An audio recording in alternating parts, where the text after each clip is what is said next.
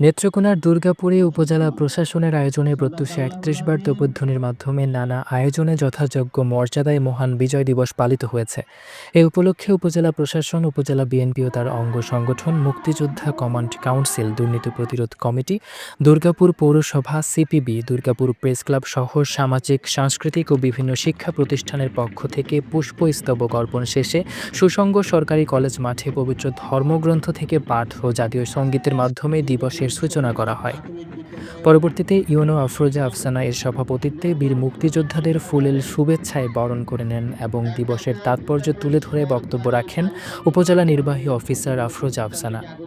16ই December আমাদের কাছে শুধু একটি তারিখ নয়, এটি আমাদের জাতীয় পরিচয়ের ভিত্তি। এই দিনে আমাদের স্মরণ করিয়ে দেয় যে বিজয় কোনো সহজে অর্জিত সম্পদ নয়। পরবর্তীতে প্রাথমিক, মাধ্যমিক ও উচ্চ মাধ্যমিক পর্যায়ের শিক্ষার্থীদের অংশগ্রহণে কুচকাওয়াজ অনুষ্ঠিত হয়। পরে জেলা পরিষদ অডিটোরিয়ামে বীর মুক্তিযোদ্ধাদের সংবর্ধনা এবং উপজেলা পরিষদ চত্বরে 3 দিনব্যাপী বিজয় মেলার উদ্বোধন করা হয়।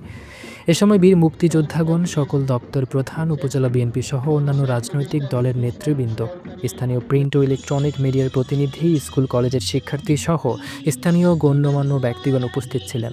দুপুরে বিভিন্ন মন্দির, মসজিদে শহীদদের আত্মার মাগফিরাত কামনায় দোয়া ও বিকেলে প্রীতি ফুটবল টুর্নামেন্ট এবং সন্ধ্যায় উপজেলা শিল্পকলা একাডেমির এক মনোজ্ঞ সাংস্কৃতিক অনুষ্ঠানের মধ্য দিয়ে দিবসের সমাপ্তি ঘটে।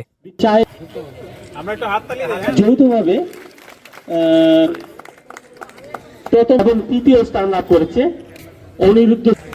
দ্বিতীয় হয়েছে গ্রুপ ঘ গ্রুপে এবং ঘ গ্রুপ শিক্ষার্থীবৃন্দ প্রচন্ড মেমোরিয়াল সরকারি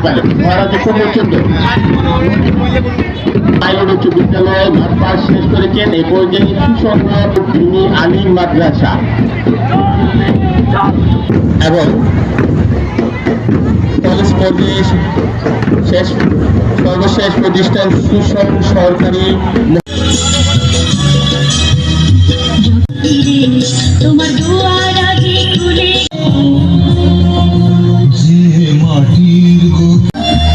তোবারক হোসেন খোকনের তথ্যচিত্রে ইশরাক অর্ণব, চ্যানেল 21, দুর্গাপুর, নেত্রকোনা।